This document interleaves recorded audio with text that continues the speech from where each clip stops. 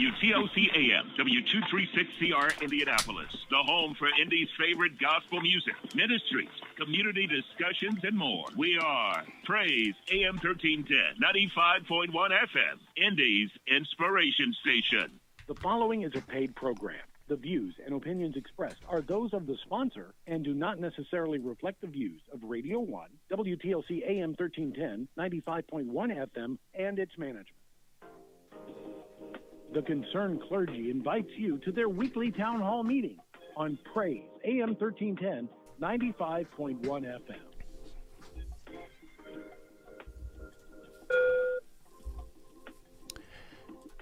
Well, praise the Lord and Happy New Year, everyone. We certainly want to wish everyone a Happy New Year for 2025, as this is our first program for the new year. We pray everyone had a very safe and great holiday. And as we are ushering in the new year, I would love to say that all things have become new. However, some of the things and some of the issues that we were dealing with at the end of 2024, we find ourselves yet having to address and to deal with those issues, even at a greater scale here in 2025. And we're going to be on tonight for our first program in 2025. We are going to be speaking in regards to what's going on with the Indiana General legislative session that is just beginning. House Bill 1136. What does that mean, and what's going on when it comes to here in Indianapolis and the plight of our public schools? So we're going to be joined tonight. Our first hour, we're going to be joined by Dr. Jim Shurk from IU. He's a professor and he studies ethnic studies, as well as he's very heavily involved in education. And then later on, we're going to have bonus time on tonight. That'll just be on Facebook at 8 o'clock. And we're going to bring in a Pike Township school board member who's going to provide his perspective, Dr. Wayne Moore, on what House Bill 1136 means to him, possibly Pike Township, and what we as a community should be aware of, and at least get that perspective. And I want to bring in our President Pastor David W. Green Sr. I want to say good evening and Happy New Year to you, Mr. President. Well, good evening, Reverend Alexander. Good evening to all of our audience on Facebook, you on the radio. Thank God for you sharing, making it through and into the new year. We're just glad to be here, and we're excited to have Dr. Shurk with us on tonight, who clearly is an education expert and a strong advocate for public education. Well, Pastor Green, I'm going to ask you, if you would, before we bring in Dr. Shurk, if you'll go ahead and open us up in prayer this evening. Dear Lord, we come before you as humble as we know how. Lord, we thank you for this day. We pray for all those that are impacted, those families impacted by the fire in California, Lord God. We continue to pray for our homeless community that are having to endure the cold on tonight. And Lord God, we pray for the leaders of our city and our state and our country. In Jesus' name, amen. Amen. Good evening, Miss Gloria. Glad to have you with us as well. Well, Dr. Shurk, I want to say good evening to Dr. Jim Shurk, who's joining us tonight. Dr. Shurk, how are you doing this evening? And thanks for joining us. I'm doing pretty well, but the state legislature is going to drive us crazy. Well, Dr. Shurk, I think we have a lot of issues that we have to cover, and this is one important one. What's going on with education, and it's evident that it's weighing heavy on you just based on your response. That's true. Well, here's what I want to do, gentlemen, if you allow me to do this. I want to start as we open our conversation, kind of setting the tone for what it is that, well, I'll put it like this, that we are going to be conversating about. What House Bill 1136 is about. And if you are watching on Facebook, you've seen that I put in there that there are Pike Township counselors that are kind of leading the charge in regards to what IPS must do or should do, or recommendations that IPS should do, and what it appears as if these Pike Township counselors are saying either IPS, you know, get your stuff in order, or we're going to change all of your schools to charters. And then House Bill 1136 definitely says just that. And then the question is, are these Pike Township counselors, are they leading the charge? Are they going to be the ones that are going to push IPS into being dissolved? But how we're going to start, we're going to use a news report that will kind of lay it out, and after we hear this news report, then we'll come back and we'll take questions or comments. If you are part of the listening radio audience, you can call in 317-972-3008, or you can also comment on our Facebook feed. But let's go ahead and we'll listen to what's been reported and then come back and have our conversation. Is now. That's the message a group of current and former elected officials from Indianapolis have for the leaders of Indianapolis public schools when it comes to addressing issues in the district, like enrollment numbers and transportation. So this message comes after lawmakers filed a proposed bill that calls for the state to dissolve Indiana's largest school district and take over running it. 13 News State House reporter Emily Longnecker explains the bill and the concern. Well, Dustin, Felicia, the proposed bill sparking the urgent push by these leaders for IPS to act is House Bill 1136. Under the bill, if more than half of the students living in a school district go to a school outside that district, it would be dissolved and its schools turned into charter schools. A letter to IPS from local leaders, both current and former, says if any changes are to happen to the district, they need to be made at the local level with input from the students and families who will be impacted. We must act urgently on behalf of the students who resides within the IPS boundaries, because right now the future of education is at risk. Current Democratic City County Councilor Dr. Carlos Perkins is one of 6 or former elected officials to sign on to the letter that calls for structural changes within IPS. Some of the issues the letter says district leadership needs to address: declining enrollment numbers, the district's transportation system, and how it uses its buildings. It is the acknowledgement that the school district has seen a 17% decrease in enrollment, that we have seen an increase in by 21% in enrollment in public charter schools, that we have seen data in terms of student performance either stagnate or decline, that we have seen families saying that we want a more innovative, effective school district. IPS is one of 5 Indiana school districts listed in House Bill 1136 that could see a state takeover if the bill becomes law. If that happens, a new 7-member board would oversee the charter schools once a district is dissolved. We believe that before that bill progress forward, that issue must be addressed locally. That is important that the Board of Commissioners, along with the superintendent and her team, to engage the community and families in a way that we can create a stronger and better school district for all of our families. Even as these local officials are urging IPS leadership to act now, IPS students will be returning to school Monday with the new legislative session that could decide their district's fate, starting 2 days later. Now, we reached out to the bill's office. Okay, I'm going to stop that right there on that reporting. And Pastor Green, I'm going to ask you if you can give some initial thoughts, just kind of based on that reporting, and what you want to let the community know as we have this conversation that we really need to have our attention tuned to. Well, certainly I'm concerned about some of what the counselor stated as his facts, and maybe information that was shared with him. So I'm interested in hearing from Dr. Short regarding facts around charter schools. What I do know for a fact is the number of church schools closed, and continue to close, especially in Marion County. And nobody is considering the impact of what I'm hearing in terms of, hey, you close a school, and some of these schools get closed in the middle of a school year. What happened to those children, et cetera, that were impacted by that? And then from the state legislative session, my concern is, again, the 2 biggest school districts that will be impacted are Gary and IPS, both of which happen to be predominantly Black. And I don't think that's an accident that that's the case. And so I'm concerned about the racism behind all this. To throw in a couple of small rural schools who probably weren't in charters anyway, when the biggest group that's going to be impacted is our Black children. So this requires a great deal of attention that we need to center on the facts as we know them. And there are some clear facts, because almost, I would say in our listening audience, most of them are familiar with a charter school that closed.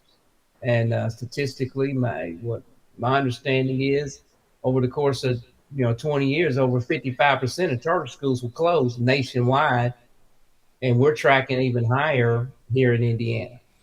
Pastor Green, and before you respond, Dr. Shurik, I put up a slide here that is a slide I put together over a year ago in regards to just that subject right there, the closure of charter schools. And you'll see, if you're watching us on Facebook, you'll see the number 31 in red. That is the number of charter schools that closed pretty much in the 20-year period from 2000 to 2020. That number right there are the ones that closed. So that shows the disruption that has happened, because you have them open and you have them closing. That's 31 in 20 years. That's a disruption that I would say has to really affect families, especially those, I'll say, disadvantaged families, Dr. Shurik. I strongly agree with Pastor Green. There's 5 districts that are targeted. 3, as he said, were small rural with small numbers of schools that will be impacted. The main impact is going to be absorbed by Gary and Indianapolis. And as Pastor Green said, that those students are predominantly Black. So to me, it's likely that this is a racist effort that, puts the brunt of the change on Black students who are struggling both in charter schools and traditional schools.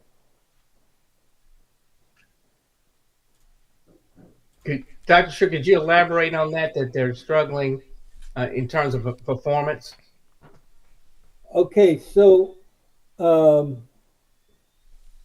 don't know Gary as well, but IPS has several charter and traditional schools that under 10% of their Black students are passing both math and English.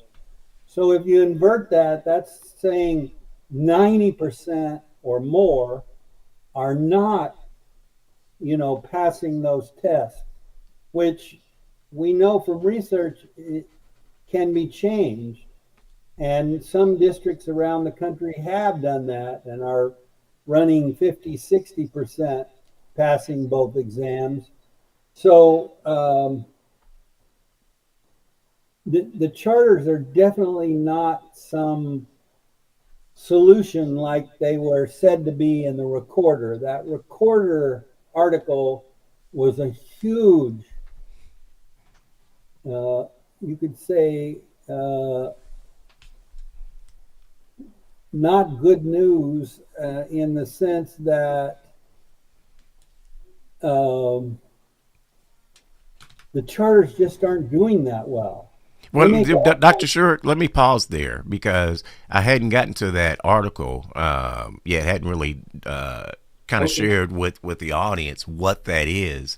And the article that Dr. Shurik is speaking of is an article that was in the Indianapolis Recorder, in which we had 3 Pike Township counselors that signed on, and we heard one in the reporting that came from WTHR, Dr. Carlos Perkins. We had one who spoke to some of the comments that they made in that, but there are other counselors there in addition to former IPS board member Mary Ann Sullivan. You also had former mayors Bart Peterson and Mayor Ballard, who are part of this coalition, if you will, that came came together and kind of made a public threat to IPS.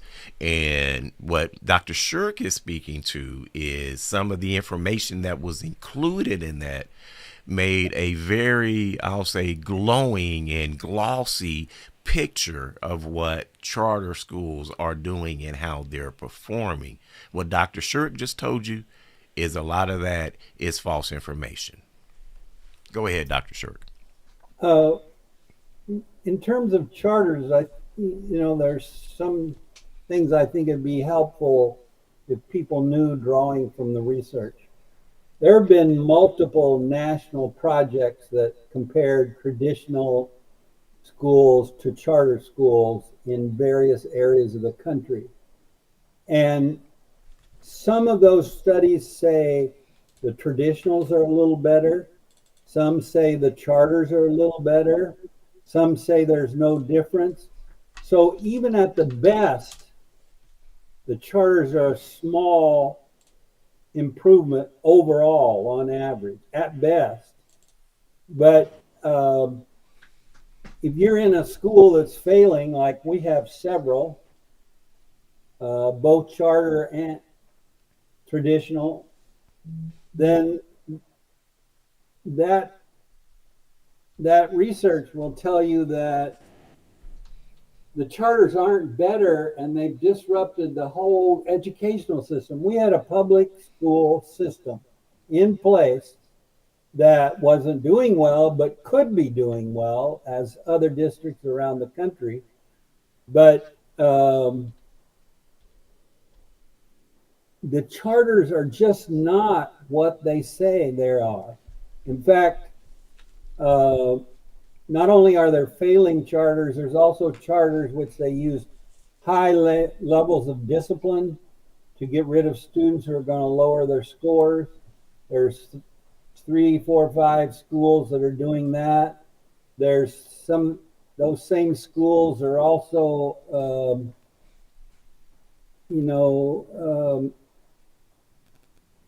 I lost my train of thought there. Well, that's all right, because I do want to answer the question Denise put in the chat there. She was asking about that number 31, in which we shared earlier. And yes, Denise, that is charters here in predominantly in Indianapolis and surrounding Indianapolis that have closed. 17 of those were mayor charter schools out of the 31. There were 6 that were Indiana charter school board schools that opened and closed. That speaks to the disruption there that Dr. Shirk is speaking to. And then we even have, if you are watching this and you're with us on Facebook also, we even have the breakdown of what those schools are and when they closed. And as we look at this data, Pastor Green, it gets worse and worse as we move on.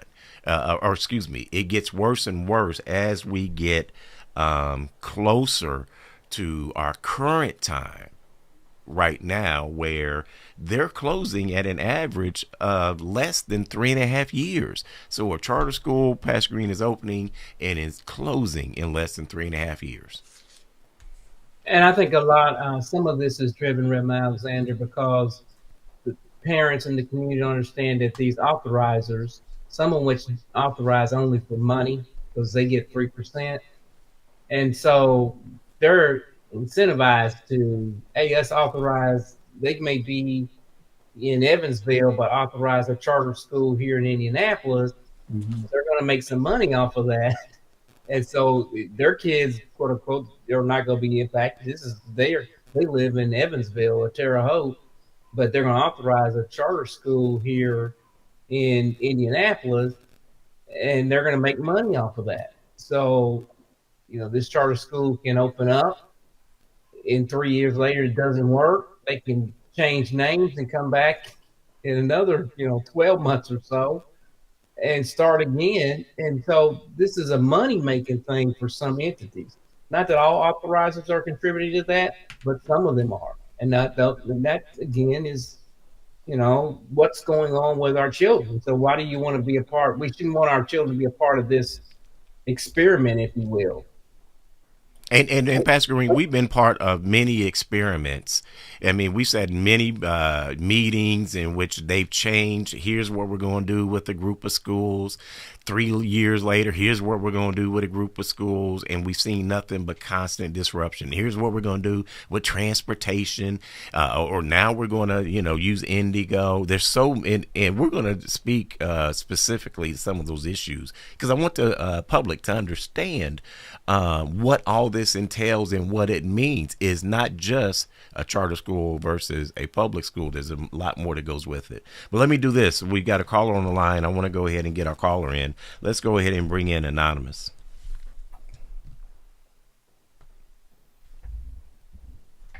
Is Anonymous there?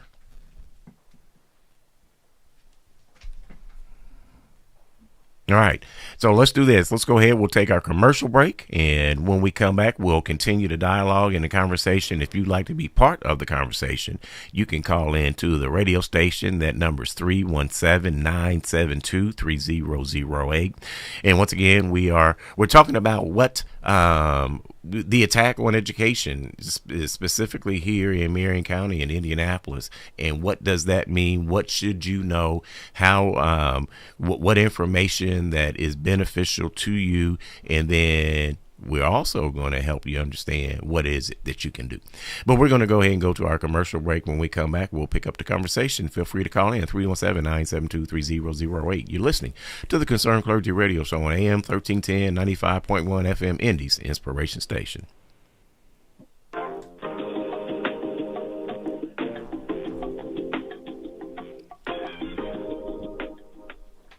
Looking for real talk about what matters most to you? We're here to inform, uplift, and empower our community. Join the conversation with Community Connection, weekdays at 1 p.m. with Tina Cosby. From breaking news to local events, education, health, and social justice, Tina Cosby dives deep into the issues affecting Indianapolis and beyond. Your voice matters, and we're here to listen. Call in and join the conversation. Whether it's highlighting local heroes or holding our local leaders accountable, Tina connects you to the heartbeat of our city. Get inspired, get informed, get involved. Make the connection. Tune in to Community Connection with Tina Cosby, weekdays at 1 p.m. on Praise, AM 1310 and 95.1 FM, Indy's Inspiration Station. Here at Urban One, we pride ourselves on supporting local and national Black-owned businesses throughout all of our radio markets. Since we began our Buy Black campaign, we like to spotlight some familiar and unfamiliar businesses in our communities. From arts and crafts, restaurants, clothing and apparel, heating, technology, electrical. One thing is true. Black folks have a business for everything you need, want, or could imagine. So let's show some love to all local and national Black-owned businesses, because when you spend money with a Black-owned business, you are helping your community as well as helping yourself. The businesses for this week are Great Northern Painting and Home Improvement helps with interior and exterior projects, cabinets, epoxy countertops, flooring, and more. Call them at 317-523-7830. Run for Life Performance and Physical Therapy helps active adults achieve their goals, improve strength and endurance while avoiding pain meds and surgery. Online at IndyPerformBetter.com. Silk Coffee Company is a minority-owned business offering unique and palate-pleasing flavors and blends that aren't your typical cup of coffee. Learn more at SilkCoffeeCompany.com. Bag huge savings on your painting project in Menards. With over 100 years of paint experience, Dutch Boy is the perfect choice for your painting projects. Give your space the platinum treatment with Platinum Plus interior paint. It's a premium paint and primer in one with amazing stain resistance that gives your space a long-lasting finish. Check out Mapped Blue, Dutch Boy's color of the year. Plus, get 15% off everything you can fit in the bag. See store for complete details. Save big money at Menards. Experience the power of unity at the Madam Walker Legacy Center's 43rd Annual Day of Celebration for Dr. Martin Luther King, Jr. Join us on Monday, January 20th at 12 noon in the historic Walker Theater.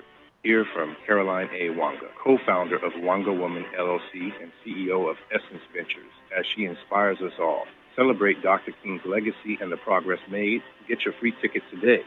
Register now at MadamWalkerLegacyCenter.com.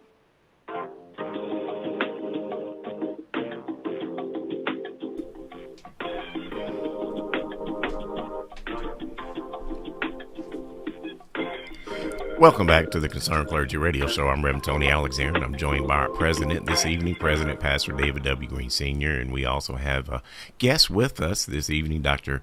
Jim Shirk, who is joining us. He's an IU professor, and he's done a lot of research in regards to ethnic studies and education, and he's here tonight to lend his expertise in that regard, and we invite you to be part of the conversation. If you got a question or comment, you can call in 317-972-3008. You can also comment on our Facebook page as well. And we've got a couple comments I'm going to throw out there. Dr. Shirk, if you want to attack those before we bring in our next caller. But we've got Denise. She's asking, how is, this happening? The fact that vouchers are now, given for private schools. And what about the resources? Because you kind of mentioned that earlier. And she's got some, question there. And then we also have, our anonymous caller didn't want to be on the air, but anonymous wanted to ask, well, is the answer taking my child out of school and homeschooling? Dr. Shirk, you want to address those? Well, let me start with the money issue that Pastor Green raised. That Recorder article and the people that put that together are making money off of this charter system. And in addition, pro-charter billionaires from both coasts are giving millions of dollars to the Mind Trust, Stand for Children, Rise Indy to take over IPS and turn it into all charter. In fact, when they came to town 10 or 12 years ago, we were saying they're eventually going to turn it into New Orleans, where there are no public schools left. And that's exactly what they're finally trying to do now. They've created charters, they proliferated, and now they want the whole thing. And it's really questionable behavior on part of that leadership, as they actually have so much money, they undermine democracy for the school board election. If you run for a school board, the Mind Trust, Stand for Children, and Rise Indy are going to raise and put into your coffers $300,000, $400,000, whereas most normal local people, they don't have anywhere near that amount of money to run. So, and they hate having anyone on the board that doesn't just fall in line. We were able to get Gail Cosby elected this past election, and she's not, she's critical of the charter schools also, but the money is a big issue here. And as we said at the beginning, to me, it's being used against to exploit students of color without delivering high quality results. The charters in this area are not delivering high quality results. The ones that tend to be doing better, serving predominantly Black kids, are using high levels of discipline to get rid of anybody that lower their scores, and counseling families to leave to avoid a permanent action like exclusion from school. And so, they're also, if I can add, Dr. Shirk, the ones in New Orleans failed miserably. They failed to that question that we have there in the chat. But let me do this. Let me go ahead and bring in Joyce. We got a caller that's been holding. Yeah, I would like to know who was Trump's vice president last term. And then I got another question. It's two-part. Well, it was Mike Pence, okay? Pence. He was the governor of Indiana that broke up. Y'all redlined and did redistrict all that during his time. You remember that? Because yeah, okay. So anyway, Pence is the beginning. And what's happening with that governor's mansion that he didn't want to live in because it was down in our community? They could put homeless in there for all the taxes we didn't pay. But my children went to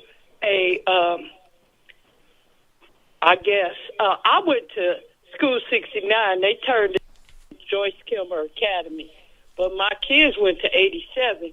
And a couple of years ago, maybe this year, but they wasn't telling nobody in the community. They was having a fight club at the school.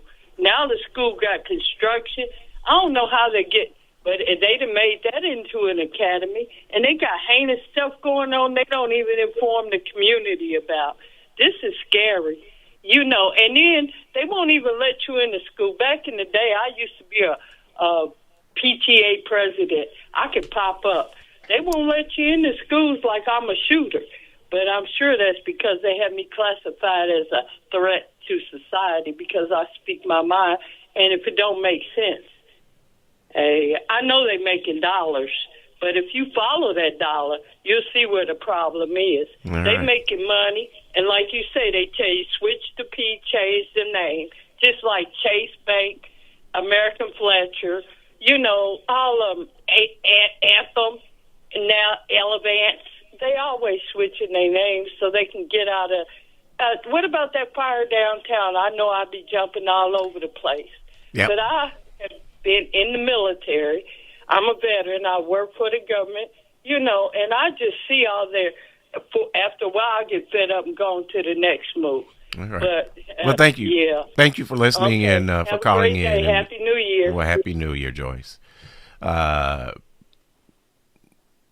Pastor Green, I'm going to allow you, if you have any response or if you have any comments you want to make, either based on some of our Facebook feed questions or even what our last caller just brought to the table. Well, we're not seeing charter schools as being the answer, not even in New Orleans, et cetera. And when you bring this to Indianapolis and say, okay, think about the number of charters that got closed. I mean, you know, we should know, how did that help some child's education? You know, being in a school, now out of a school, how did it help the parent? How did it help anybody other than the people who were making money off the deal at the expense of our Black and brown children? We cannot overlook that. If we're going to do something, it should be about really enhancing quality education. How do we get there? Small classrooms, investment in your teachers, et cetera. That works across the country anywhere. We're trying to do it some other way and mask it under the word choice. And say, well, you need another choice. But if you're choosing between two bad solutions, you don't have a choice. You got to figure out, I mean, just using the term choice implies you're choosing something better. That doesn't necessarily mean that. And people, and some of the legislators and others are saying, well, if you pick the wrong one, now they're blaming the parent. Well, that's your fault. You the one chose that school under choice. And where's the accountability in terms of just improving education for all of our children, especially inner city youth? Because that's what we got to get to. And we're getting ready to go to our second break of the hour. But I'd like for us, if we can, when we come back, I'd like for us to even help paint the picture for our listening audience for what it would look like, what a House Bill 1136 in action, what it would look like. Because we spoke earlier about things such as transportation. You know, there are things such as, you know, we're talking about quality of education. Well, what about just the quality of a student's life, you know, in a family's life? So I do want to speak to that on the other side, because I kind of want to paint a picture, Pastor Green. So parents understand this isn't just about A's and B's. It will really affect your quality of life as a family. It will really do that if we allow this to go through. So if you'd like to be part of the conversation, you can call into the station. That number is 317-972-3008. Or you can also comment on our Facebook feed there, and we got, you know, comments rolling there. But once again, you know, this is an important subject and issue. And it when we come back, we'll even, you know, speak about the fact that, you know, a lot of times we have been looking at this historically as, well, that's only IPS. Well, no, we got 3 Pike Township counselors that are carrying the water for what's going to happen to IPS. That makes me believe Pike Township could be next. If you'd like to be part of the conversation, you can call in 317-972-3008. You're listening to the Concerned Clergy Radio Show on AM 1310 95.1 FM, Indy's Inspiration Station.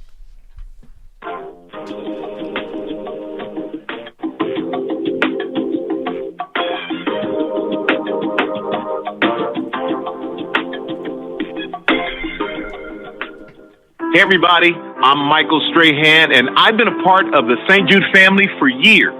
My 18-year-old daughter was diagnosed with medulloblastoma, a brain tumor. Well, thankfully, she is now in remission. Although she chose to be treated closer to her twin sister, my support for St. Jude remains as strong as ever, because St. Jude's groundbreaking research in medulloblastoma has helped pediatric hospitals everywhere. This holiday season, join our St. Jude family. Donate now at musicgives.org. At Christian Theological Seminary, we transform passion into purpose. Our School of Theology and School of Counseling prepare you for meaningful work in justice and leadership. Join our vibrant community and diverse faculty to tackle today's challenges. CTS is accepting applications for fall 2025. Ready to learn more? Visit our open house on Thursday, January 16th at 6:30 p.m. Register now at cts.edu. Education is our mission. Empowering communities is our goal. Explore how you can make a difference. The IRS finally caught up with Louie. I hadn't paid my taxes in 8 years. He was in big trouble. We're going to take your house, garnish your pay. Louie found out about Optima Tax Relief, America's #1 tax relief firm. I don't owe the IRS anymore. It was because of Optima Tax. Call Optima now for a free consultation. Give Optima Tax a call. They can help you. Call 800-811-7033. 800-811-7033. Optima Tax Relief. Actual client compensated for sharing their experience. Visit OptimaTaxRelief.com for details. Quality care, remarkable people. Eskenazi Health is looking for dedicated professionals who have a passion for their community. Named as one of the best employers in the state by Forbes magazine. And the #1 health system in Indiana for community benefits by the Lown Institute. Eskenazi Health provides excellent benefits, competitive pay, and unwavering leadership support. Learn how a career at Eskenazi Health can benefit you by visiting eskenazihealth.edu/careers.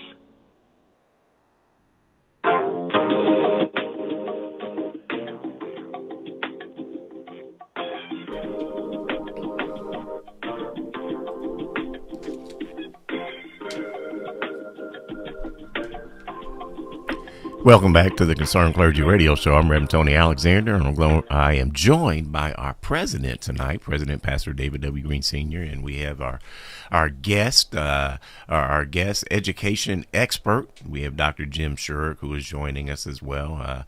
He has been sharing some of his expertise and knowledge in regards to ethnic studies and education,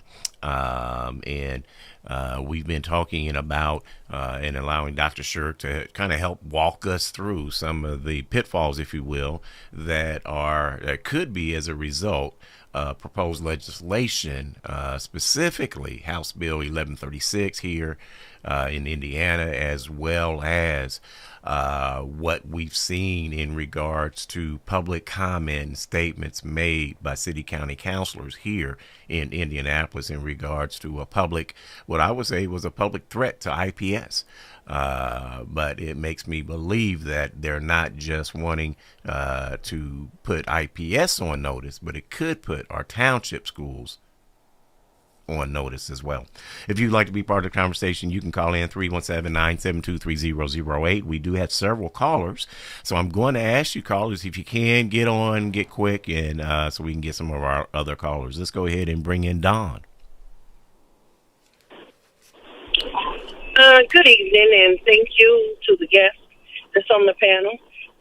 My issue is they've been collecting money through different means for the Indianapolis public school systems for years.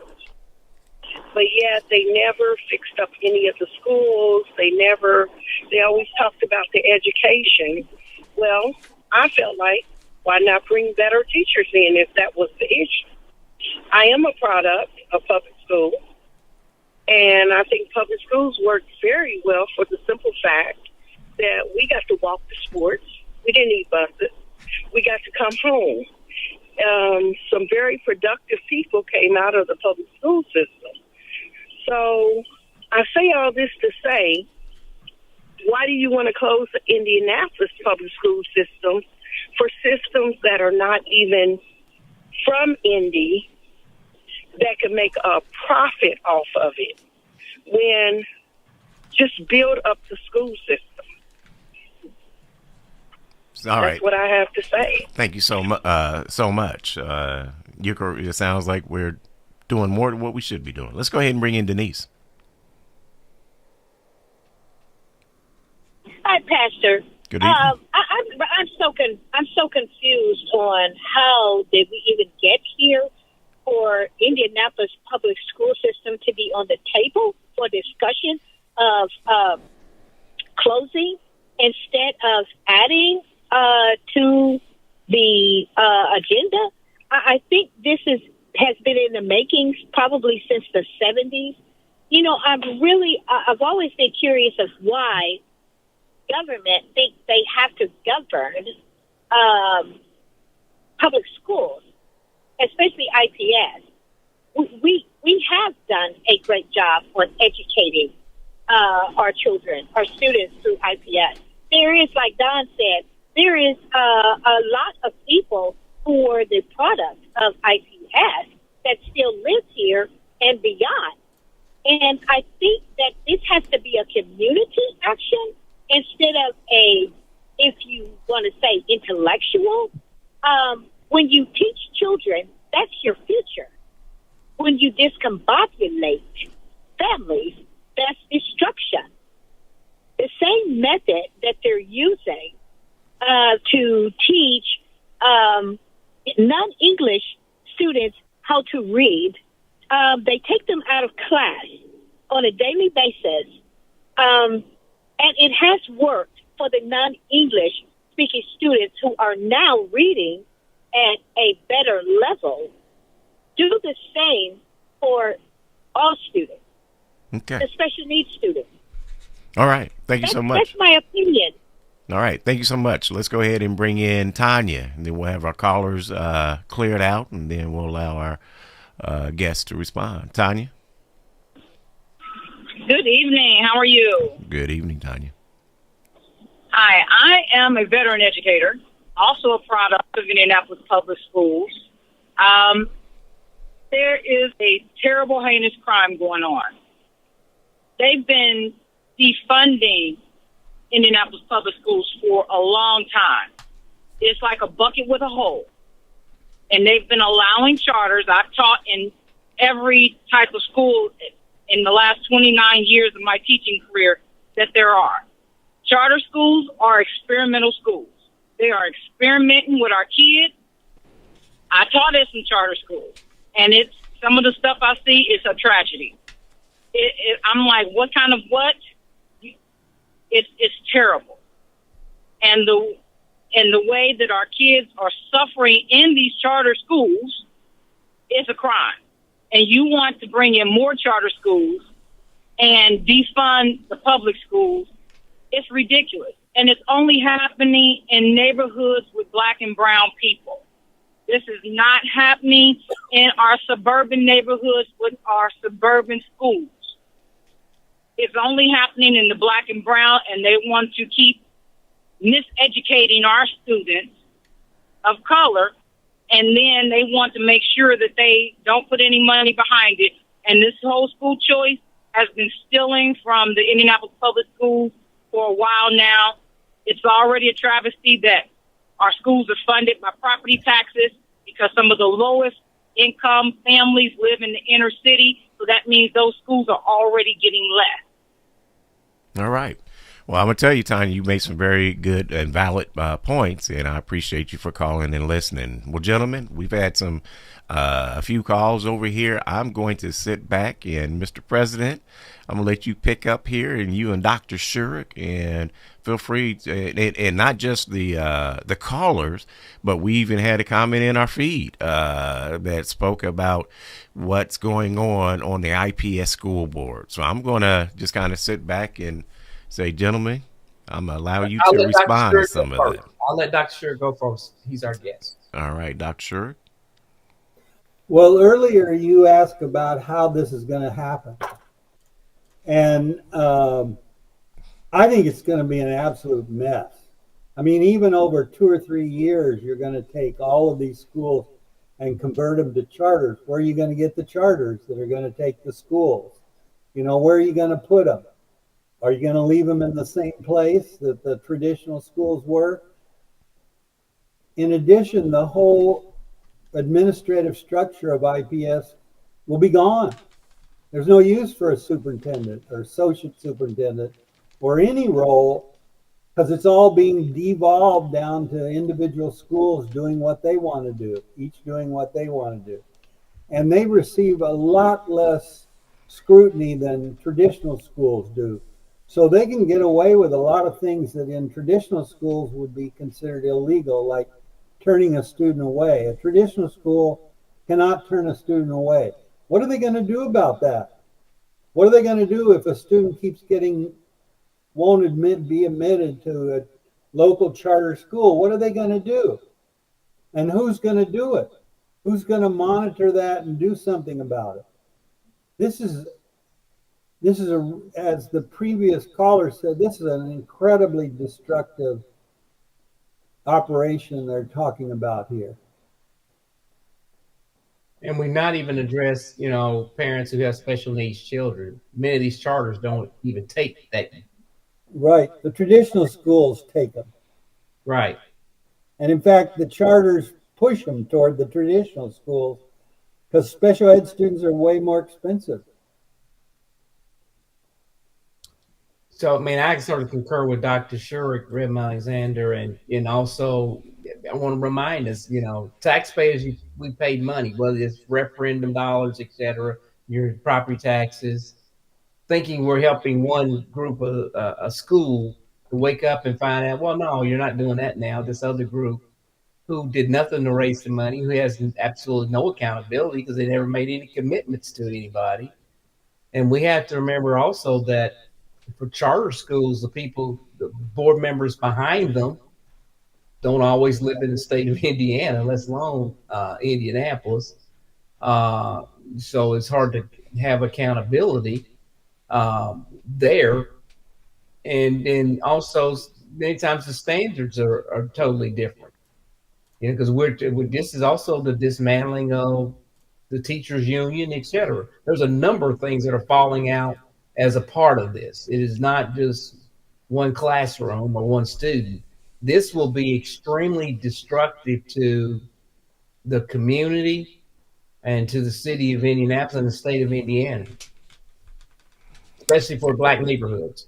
Yeah, and I'll say Denise reminded us of the previous legislative session in which they were looking at how to hold students back that did not achieve certain test scores on their standardized testing, and how that's going to create an issue. That goes to the chaos that will definitely be a fallout. Dr. Shurik said the system is not structured. It cannot handle if they were to even implement what they're proposing to implement. We got Christina that's been holding. Let's go ahead and bring her in. Christina? Is Christina still there? All right, looks like we lost Christina. We also have another comment there in our on our Facebook feed there that speaks to also the special needs issue. Pastor Green, you just brought up. One of our callers mentioned that, and we have Pastor Green, you're very involved in mental health in general. Adults and children. That is a huge issue, adult and children. And those resources, no one has spoke to how we're going to have those resources available for our students.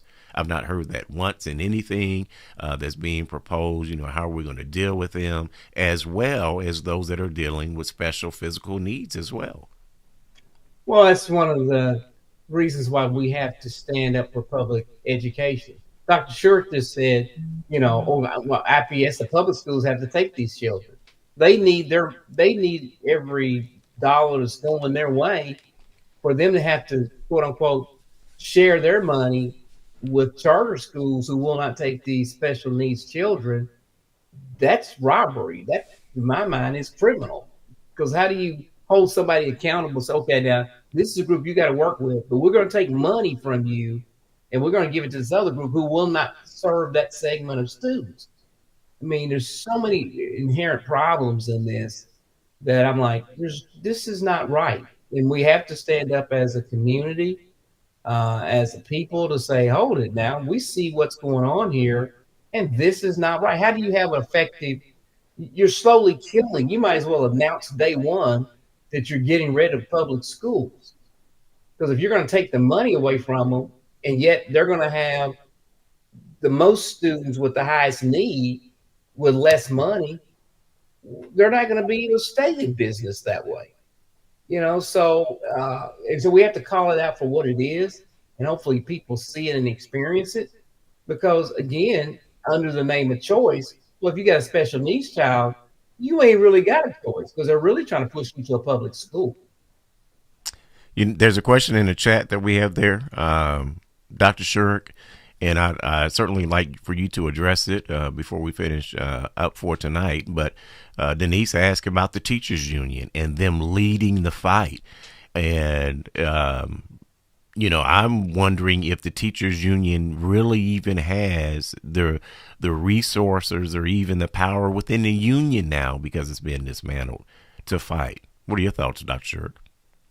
Oh, I know they're going to be fighting it, but they're not the only group that will be fighting it. There's a lot of different groups that are against this that will be fighting it. But the teachers union, I was in a meeting with them recently, and they will definitely be fighting this bill. Yes, they will. I think they're planning a press conference next week. Speaking of press conferences, I will say, and I just saw this just right before our program, I did see some of our state legislators speaking out against House Bill 1136, which I had not previously caught wind that they at least, you know, stepped to the podium and made their thoughts known. I'd like to see more of our elected officials do that, stand up and speak out, especially those that have jurisdiction here in Marion County, because we are being singled out. I think that singled out is a very important. This whole effort is targeting Black students, and what it reminds me of is the vestiges of Jim Crow. It's like we got a new Jim Crow emerging to not serve Black students education-wise, and instead create this chaotic environment that'll leave many, many children behind. We already have a lot of students who've left the district because the district is so poorly run. And they're using that as an excuse, Pastor Green. Here's what's interesting. And one of our callers, I think it was our educator caller they called in, kind of alluded to this. What they intentionally marketed, promoted, charter schools, they're the best thing since sliced bread. Bring your children to charter schools. Once they got to a point to where the percentage where the charter schools are now outweighing the traditional IPS schools, now they're introducing a bill that's saying, well, people are not really wanting the choice. They don't want IPS. They really want charter. When you spend all this time pushing it upon the people, and then once you have people scattered, once you have students scattered, families that are all scattered, now you're trying to say, well, that's proving a point, and that's not accurate. Let me do this. Christina's called back. Let's go ahead and bring her in quickly before we finish with our listening audience here on Radio 1. Christina, good evening. Hello. Can you guys hear me this time? Yeah. Yes. Okay. All right. Great. So I've known you guys for a long time in the education sphere a long time. We've known that this has happened since 2012. I think that the biggest thing that people aren't understanding in Indianapolis is that the vast majority of the parents that are in an IPS charter school, so an IPS innovation school, they didn't choose to go to a charter school. They were forced into a charter school. the school was taken over or forced to be given to a charter. So, for instance, if my children went to their assigned neighborhood school, I don't have a choice. It's a charter school. So that's not a choice. So parents really aren't making the choice for charters. They've been forced to charter. So we can't really accurately say that that's the choice that parents made, because they didn't make the choice. They were forced into it. All right. The second thing is that 1136, this is smoke and mirrors to try to force the IPS school board to dismantle themselves from the inside, which is why all of the political people who are seeking political clout and monetary gain have, like Carlos Perkins and all of the others, Marion Sullivan Ballard, all wrote that letter to basically blackmail the IPS school board with 7 black women to dismantle the state's largest school district rather than have the white Republican GOP do it for them. All right. Well, thank you so much for adding that clarification and additional insight. Appreciate it, and continue to listen in the call. Dr. Shirk, we thank you for joining us and for coming in. And before we let you go, I do want to allow you to kind of address, there's a question like addressed to us three. It says, what are you going to do to help organization and fight this discriminating legislation? And I'd like to say this is what we're doing, Mary. I mean, informing the community, letting the community know what the facts are. That's the key, I'll say, place to start. And then from an organizational and how we're going to fight, Dr. Shirk, you want to share what you're doing on your end that can maybe help the community? Well, several years ago, when they started all this at the state legislature, we formed a group called the Indiana Educational Equity Coalition. And we fought the first bill twice and won, but then last year we didn't win. So that group is already working on pushing against it. In addition, at the university, we started this group called the University Alliance for Racial Justice. And that group too will be working at the state legislature to stop this legislation. So I think the important thing is for people in whatever your context, it could be through your church, or it could be through a sorority or a fraternity, or any kind of context. Can you get that context, that church, that organization involved in fighting this? We need a lot of people communicating to the state legislature that this is wrong. They need to see that people are excited and upset about this. All right. Well, thank you for joining us, Dr. Shirk. Now, here's what we're getting ready to do, because we're going to continue our conversation. We're going to continue our conversation on Facebook Live. So you can go to my page, Antonio Tony Alexander, or Pastor Green's page, David W. Green Sr. And what we're going to do is we're going to transition. We're going to let Dr. Shirk go. Once again, thank you, Dr. Shirk. And we're going to bring in a Pike Township School Board member, Dr. Wayne Moore, to pick up the conversation, so we can get from his perspective maybe what school board members should be looking out, and maybe his perspective can maybe help us all. So Dr. Shirk, thank you. To our Radio 1 listening audience, thank you. We'll see you on next week. If you'd like to be part of the conversation, you can continue with us once again on Facebook Live. So we'll see you on next week. Radio 1, be blessed.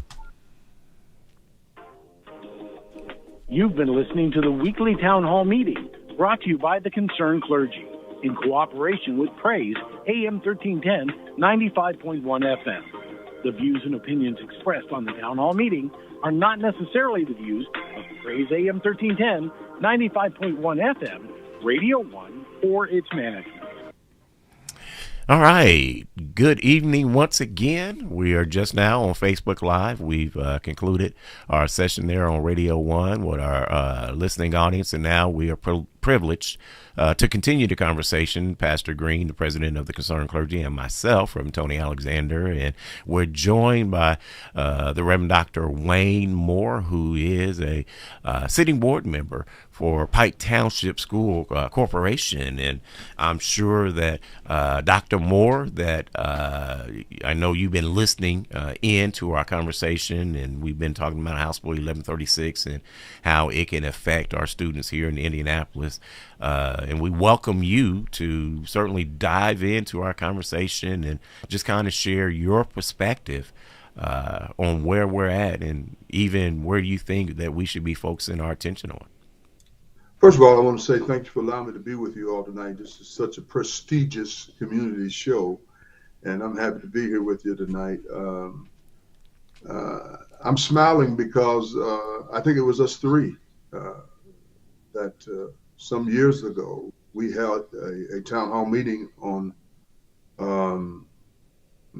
charter schools, and Dr. Shurik, along with Dr. Green, and others were on that panel to inform the Pikean community what to look out for and what to see as it relates to Pike Township schools.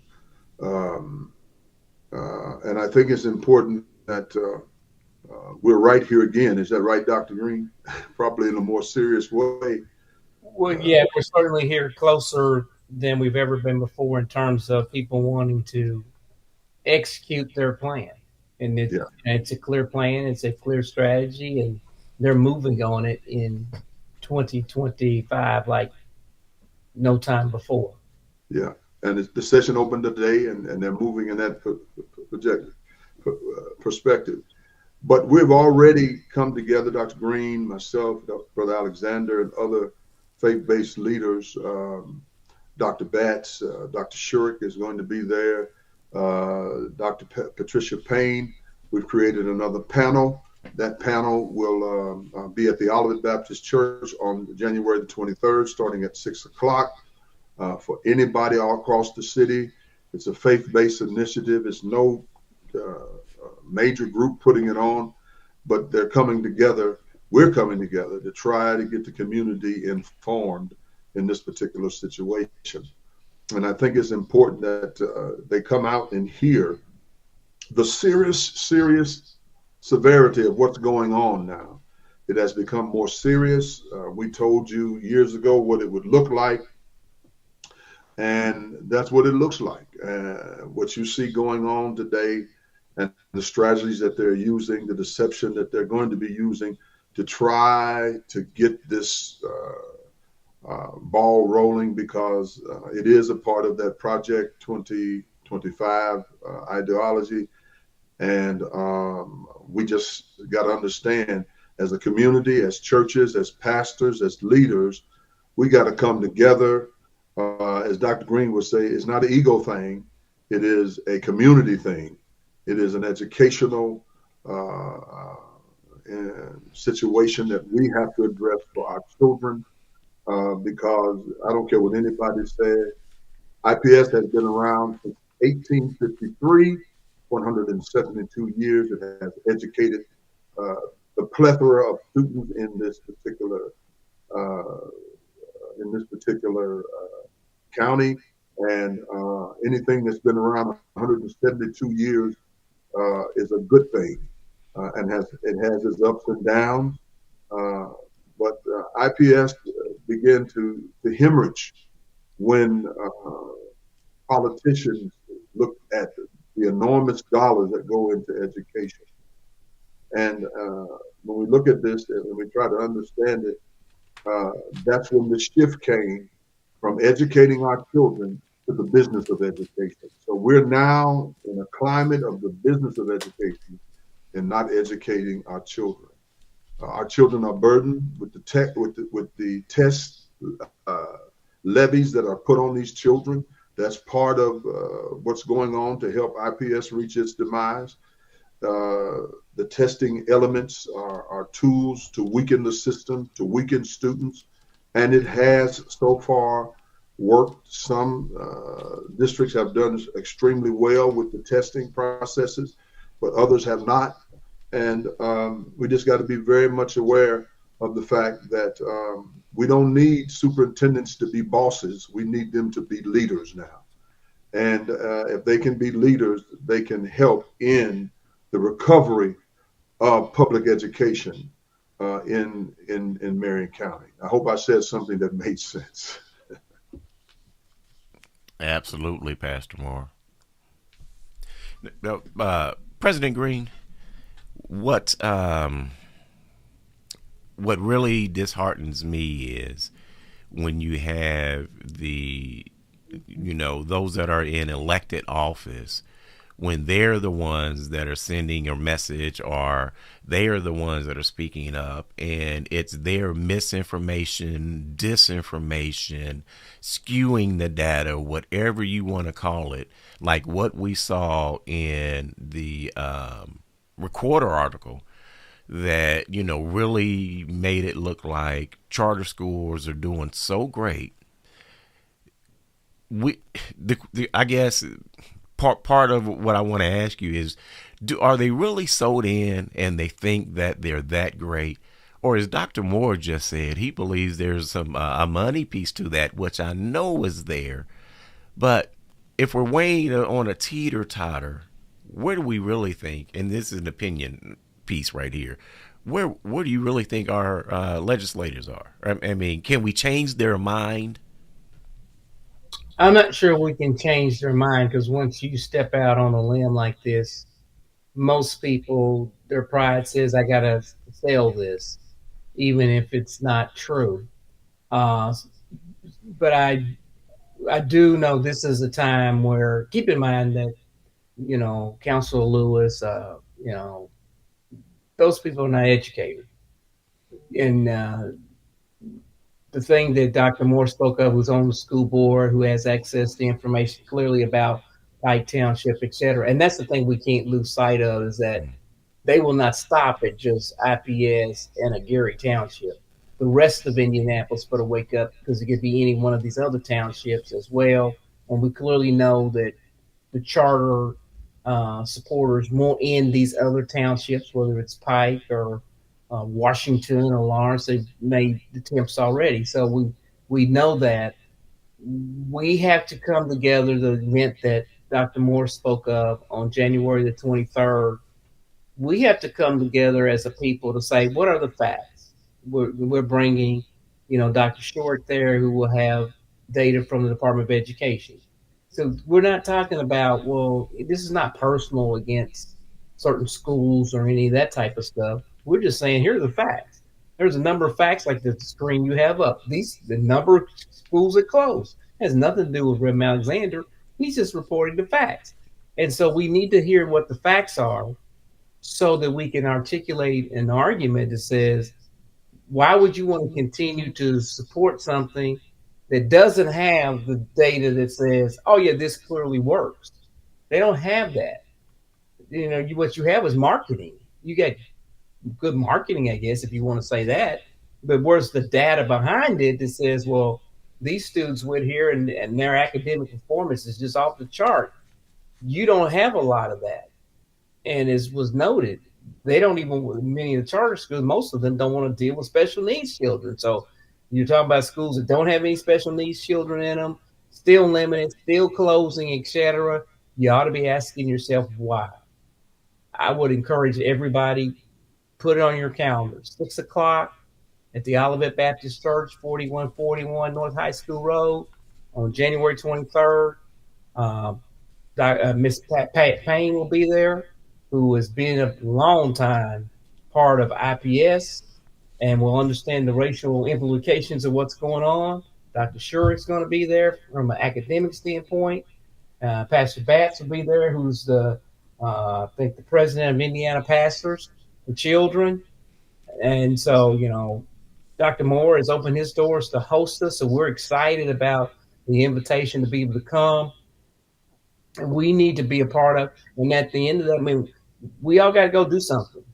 Whatever your context is, if you know your city county councilor, contact them. You know your state legislator, contact them. You know other community members that are concerned, other alumni from a school. We need to make our voices loud and known. There's a number of people. I know teachers unions working to do some stuff, etc. But we can't leave it to one group. It needs to be all of us sounding the trumpet and really get down to what's best for the children. Dr. Green, if I may, I like what you said about the accountability piece, if I'm not mistaken. Am I right? Yeah, there has to be some accountability. 172 years of educational accountability from IPS, whether it be at low level or high level. They have a system of accountability for 172 years. And all I'm saying in that particular situation, it is sad that when you see council people come out of a township and help bring the demise, or try to bring a demise to IPS, a 172-year institution that has graduated numbers and hundreds and thousands of black, white, all kind of cultures, but yet now it is unfit. Well, it's really not unfit. It's unfit because the plan was to make it unfit. The plan was to defund it. The plan was not to help teachers. The plan was not to add the securities that are needed in school systems. The plan was not to upgrade these facilities because of the property that the Indianapolis Public Schools own. Call it what it is, and I think it's sad that if Leroy Robinson, Maggie Lewis, and a person that is really not a native of Indianapolis has come here, hadn't been here 3 or 4 years, ended up on the council, now attacks a school system that he really knows nothing about.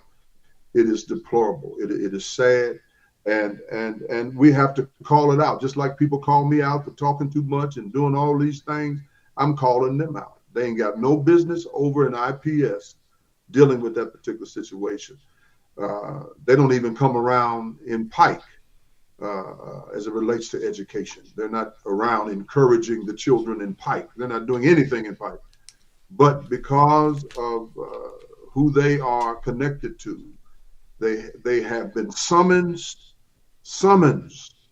to be a part of the process of this demise of public education, of an institution that started in 1853 with 172 years of history, that has graduated all types of professional teachers, musicians, athletes, businessmen, businesswomen. It is deplorable. And what's so bad about it, there's no person on that educational board at the state level from Indianapolis. Everybody is outside of Marion County line, trying to bring to destruction a historical school district. Mary mentioned something in our Facebook live chat there that charter schools do not have as good as graduation rates as our traditional schools, and that is a fact. What we saw in the Indianapolis Recorder article skewed that, but Mary is absolutely right, and I want us to understand something, that if this just happens, let's say it just happens to IPS right now, it affects every other township here in Marion County. Want to know why? Because the way the law is written is, if half of your students or the families that have, the access to those schools in that township, if they decline, think about it like this. I can be in Pike Township, my students, and I could tell have my students going to a charter school, not in Pike Township. Well, guess what? Now you are contributing to the demise of Pike Township. And slowly, if Pike Township students begin to go to charters outside of Pike, what I'm saying is the charter school does not have to be in Pike. If we just say we're going to start opening up charter schools in Indianapolis, I want all you township folks to think you're safe, to understand, no, that means they're going to be marketing to your families. They not even in your township. They're going to be marketing to your family, saying go to all these schools. And once they get to that 50% mark, and they're going to be watching very closely, then your township's going to be the next one to fall. And there's going to be a domino. Let me say this. What happened in Pike, which a lot of the Pikeans did not understand, is they eased the charter school in a church in our communities here in Pike. They eased it in. After they eased it in, now we see all of the counselors who are connected to Pike working for charter school systems. So if they're working against IPS to bring to the demise of IPS, these people are out of Pike. What do you think is going to happen if they get an ounce of success with IPS? They're coming right to their own township because they're going to summons them to come to their own township and begin to cause issue with that. I tell people all the time, they don't believe. You'll be surprised who is going to be the one in Pike Township that is going to start pushing charter schools. You're going to be surprised. And it's going to surprise a lot of people. And I want to say this to the Pikean community. They have done an outstanding job with doing their best to keep charter schools on the periphery. But see, what people don't understand, and I think Brother Alexander is saying, I was very vocal about the referendum for Pike. I was out in the streets. I got in trouble for that, for being out there talking about the referendum from board members. And I'm ready to talk about that now because we have secured some systems in place to where we can talk about that and be able to call the names of those who did it. But I think in many cases, when we look at this and try to understand it, what a lot of people don't understand is, and I think Miss Mary understands it, I think you two understand it, that whatever that referendum dollar is, if you have charter schools in your district, you've got to pay for those students going to those charter schools. That money's going to those charter schools. That money out of that referendum is going to those charter schools. And this is what parents need to understand. And all the taxpayers need to understand. Yeah. Okay. Yeah. All the taxpayers need to understand that. You need to understand that money and anybody who's going to be having a referendum in the future, they've got to say, if I needed 22 million, I got to ask for 24 million because I got 4 million. It's got to go to charter schools that's in my district, which means, guess what, taxpayer, now we got to pay for 24 million, not 20 million. And you're paying for two school systems. And you're paying for 2 or 3 or 4 school systems. Right. From an economic standpoint, why would you want to do that? And you don't even know that school system that you give money to is going to be in business 2 or 3 years from now. And then you don't know, and then you don't know if they close up where that money went. Exactly. You can say it's gone. It's gone. Gone. That's all you can say. It's gone. Yeah. Gone. And I think it's important that we understand that. Community members, taxpayers need to understand that.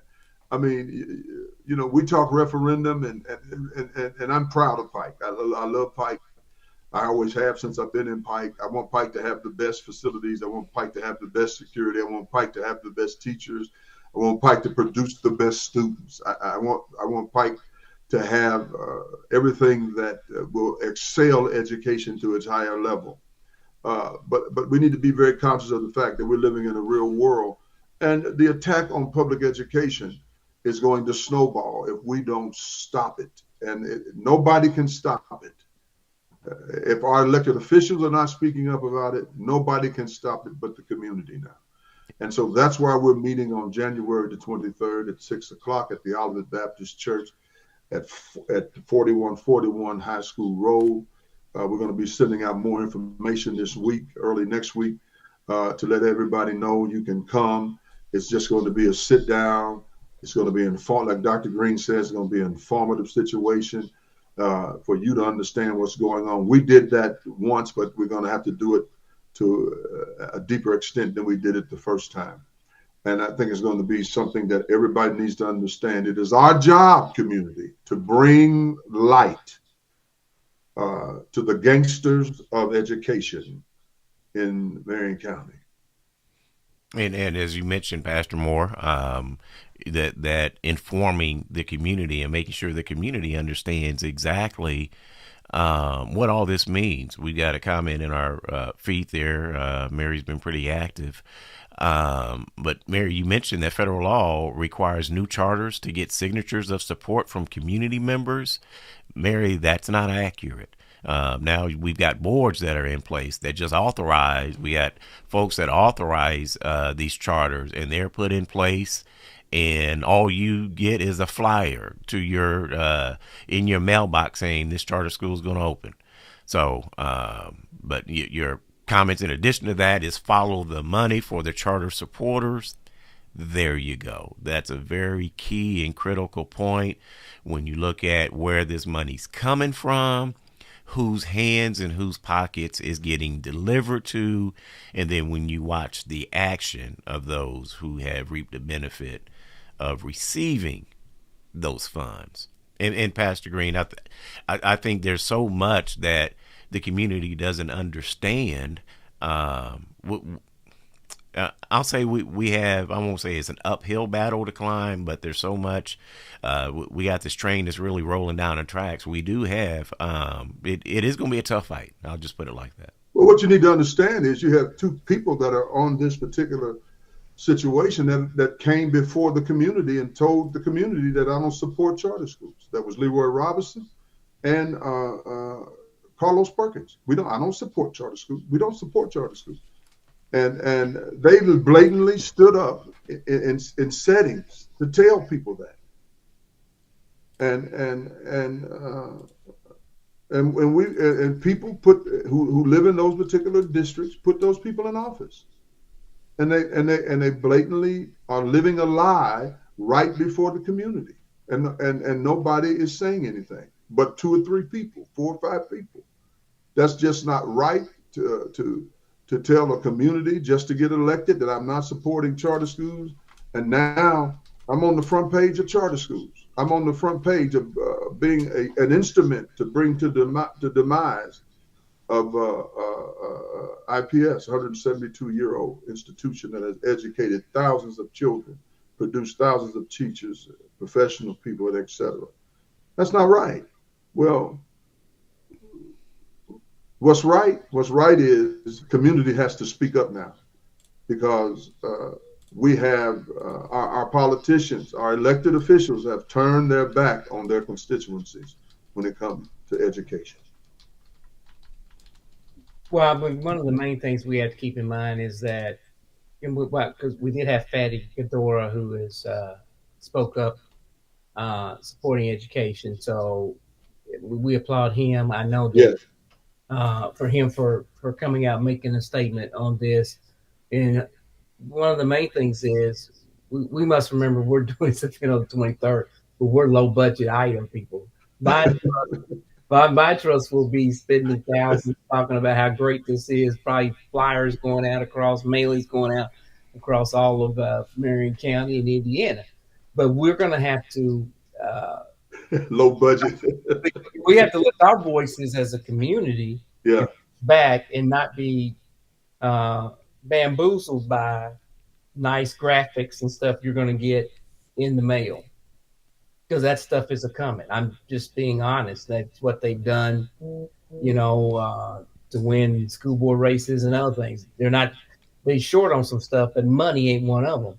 And so they will be doing a lot of stuff, and we'll need people to have some wisdom and discernment and ask some questions, and participate and share and get the word out, because we're just trying to bring in people who have the facts. Pat Payne's been around here for years. He knows what has happened. Dr. Short, he works in this every day.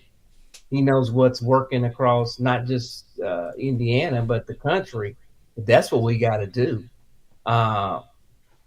And you know, and I agree with Mary. Mind Trust is going to be meeting with those people trying to do some things. And if we don't want to sell our children out, this is why we got to speak up. This is why we as a community have to be together, because the people with money, they're trying to buy it. I mean, the real deal is they're trying to buy Pike right now. That's the message. That's the subtle message. That's just buy Pike right now. And if we don't want that to happen, then we got to speak up. They're trying to buy IPS. And if we don't want that to happen, we've got to speak up. Because there are more ants than elephants. I'm a Bible guy. There are more ants than elephants. But the ants have got to speak up and be willing to say, okay, I'm speaking up on this, and not allow the elephants to make the decisions.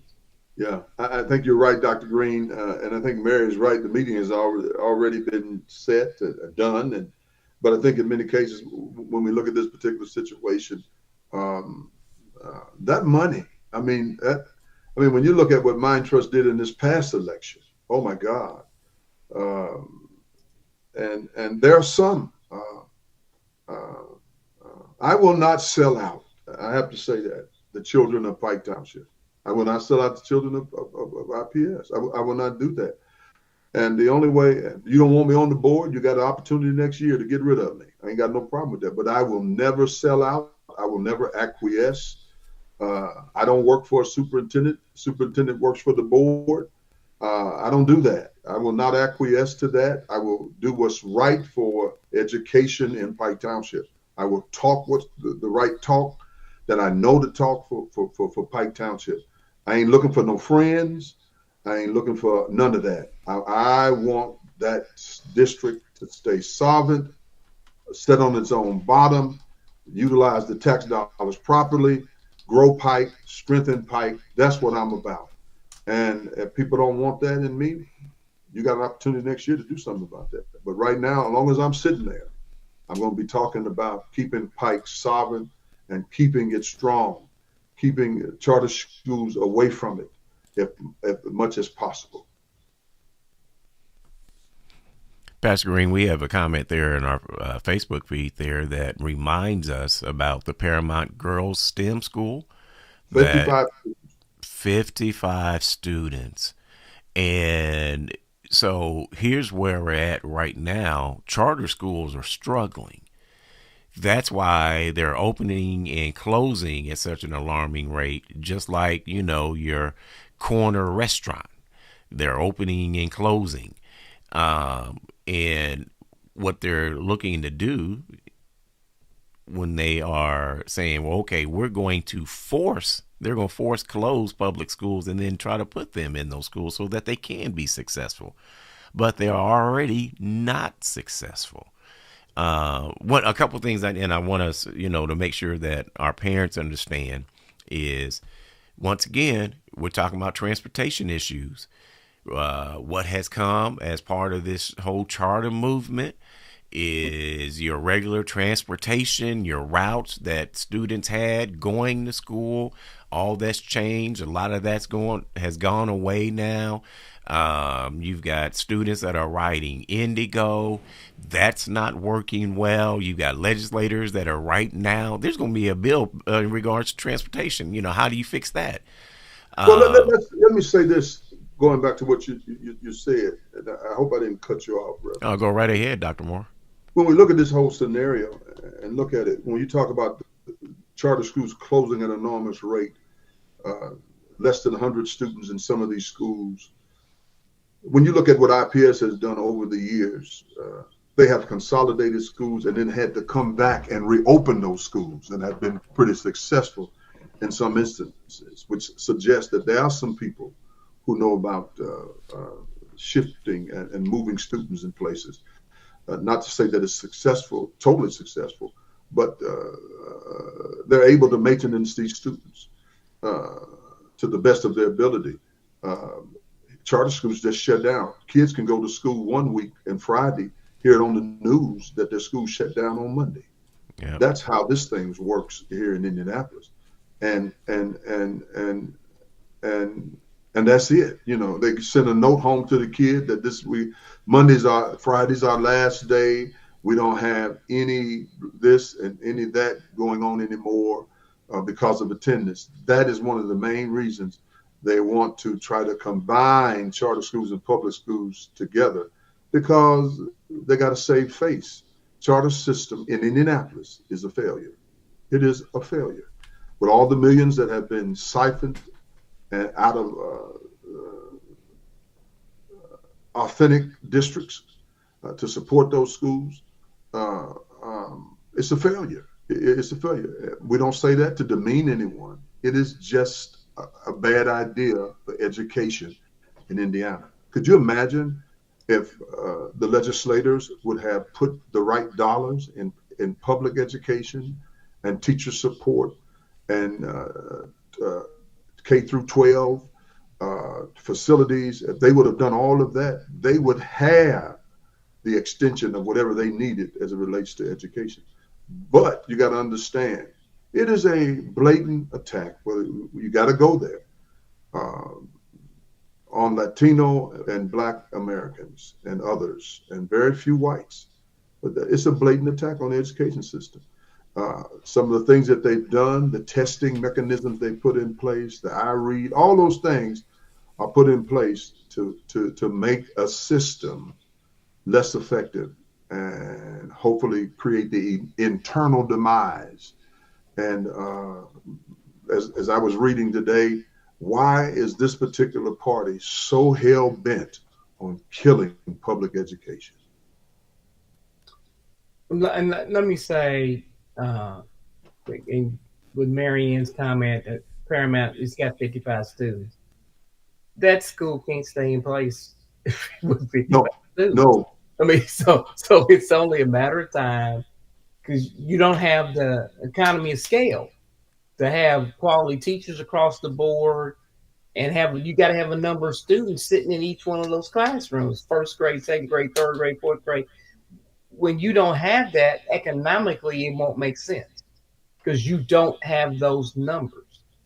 And so you're looking at a school that won't be here because you can't stay in place with that number. It's physically impossible financially to do it over the long term. I'm sure the principal, whoever right now, is stressed tonight, trying to figure out where they're going to get these students, etc. And it was a long shot from the start. Yeah. You know, the concept of saying, well, I only want girls, and I only want girls interested in STEM. It was such a small market. You just say, and they're going to have to be, the parents got to drive there every day and pick them up. I mean, sometimes you got to look and say, well, how do you think that's going to work? Giving our system that we have, transportation system, et cetera, the condition of our streets, everything, thinking about it. How does that work? You know, so we have these notions or ideas that might seem great in theory, but in reality, when I heard it, I was like, that ain't going to work. And that number right there says that's not going to work, because you can't go 3 years from now with 60 students in it. You can't do it. Dr. Green, you made a great statement, and what's so ironic about it is that what if they would have put a robust system of STEM in public education? What if they would have put a robust mechanism of STEM in public education? And so what they're doing is trying to be unique, and they can't be unique because they don't have the students to be unique. All you have to do is put the curriculum for STEM at whatever level you wanted to start STEM at, and push it throughout the tenure of a student until he or she graduate.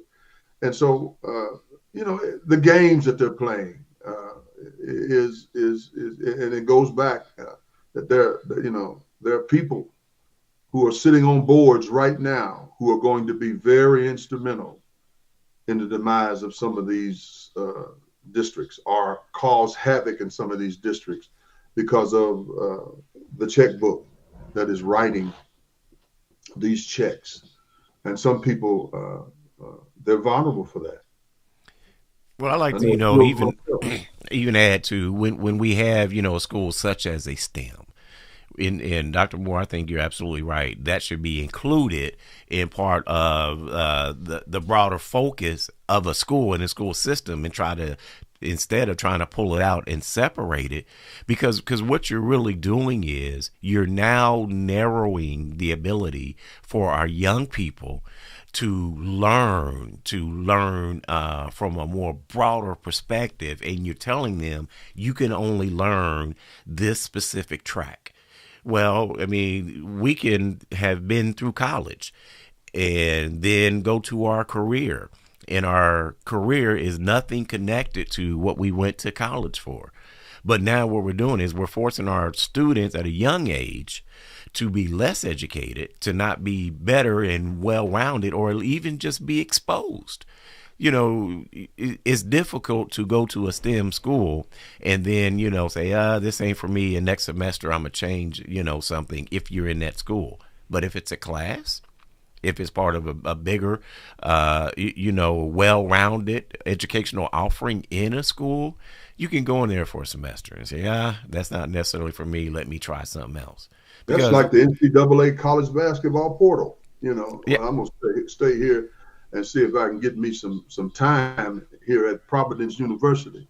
Well, I didn't get none next year, so I'm going into the portal, and I'll go over here to Syracuse University now. Yeah, well, students don't know what they like. They know what they may have an initial interest in, but you have to allow them not just have an initial interest and then make them stay there. You got to allow them to say, okay, let me really explore, let my mind explore. Give me some space where my mind can be open to all different areas of education in life. Don't try to lock me into something. And then, I find out very quickly, because guess what? If it's not something that I really like and enjoy, and I don't have an option to, I'll use the term opt out, but at least to change my direction of my education as a young person, those are the ones that are going to be dropping out of schools. Those are going to be the ones that are going to be part of the criminal justice system. Those are going to be the ones that then we're going to have to use other dollars, as they become adults. Well, what we're doing, Dr. Green, myself, and the other faith-based leaders, we're going to be at Olivet on the 23rd. Dr. Shirk is going to be there, Dr. Pat Payne, Dr. Batts. Dr. Batts, and I'm hoping that Dr. Green will sit on that panel as well. So I'm hosting it so he can sit on that panel and work with them as well, because he understands the community piece of it. He really understands the community piece and the inactivity of the community, and how that has been a shrewd marketplace to keep the community out of education. And now we're crying for the community to get involved in education.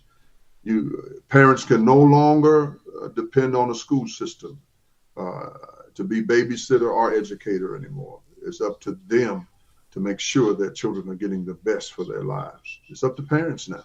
That's where we are now. Dr. Green, you need to sit on that panel as well and talk about the community piece to it. And make sure that they understand if we don't rise up, we're going to have some different, as Dr. Clay said, an Emancipation Proclamation from the words of Dr. Martin Luther King. We've got some difficult days ahead. And this session now is a budgetary session, and there's going to be some taken for the mindset of charter schools. I mean, nobody prospers out of the General Assembly, but people who are educating their children at private schools. They're getting vouchers and like it ain't nothing. You can, and the poor are not being serviced by Indiana at all. And well, you're going to get vouchers, $500 million of vouchers to people who are making over $200,000 and $225,000 a year. That is blatantly racist. However you say it, that is blatantly racist to do that, because the average Afro-American in Marion County is not making that kind of money. You know who's making that kind of money. Let's just be honest. So one more time, Dr. Moore, time, location, call out to the community. Olivet Baptist Church, January 23rd at 6 o'clock. Dr. Patricia Payne will be on the panel. Dr. Jim Shurik will be on the panel. Dr. Ramon Batch will be on the panel. And we're twisting the arm of our president to be on that panel to talk about it from a community involvement perspective. Those are the four I'd like to see on the panel. All right. Well, thank you so much for joining us on tonight and for coming in after your Bible study. And since the invitation has been extended to President Green, we're going to allow him to have our last word for this evening. Now, most importantly, we need our community like never before. It really is about our children. And we've got to pay attention and we got to stay focused. And most importantly, we got to be vocal and pay attention to who ain't talking to while you're doing this. That'll tell you a whole bunch maybe about where they are, because this is a major issue that's going to impact Black children. This bill is designed to attack that group and to attack an IPS or Gary school systems as well. That's not an accident. That's intentional. And you got to remember, there's a lot of property owned by these organizations, and all over the city. I think I just said something. And oh my God, my God, my God! Yes, right there, Alexander. Absolutely. Well, once again, you've been given the information. We encourage you to come and join us there at the Olivet Baptist Church there on the 23rd at 6 p.m. Dr. Moore, appreciate you for all the work that you're doing. And Mr. President, President Green, I think by over the next week and a half or 2 weeks, whatever that is, there may be even some more developments that it'll be important for folks to be at that gathering, because you'll be able to update and inform as well as where we're at in the current legislative session. So I want to say thank you for joining us once again, Dr. Moore, and all of you who've been with us for our extended time on tonight as we extended our show a little bit over from our 7 p.m. hour. So thanks again.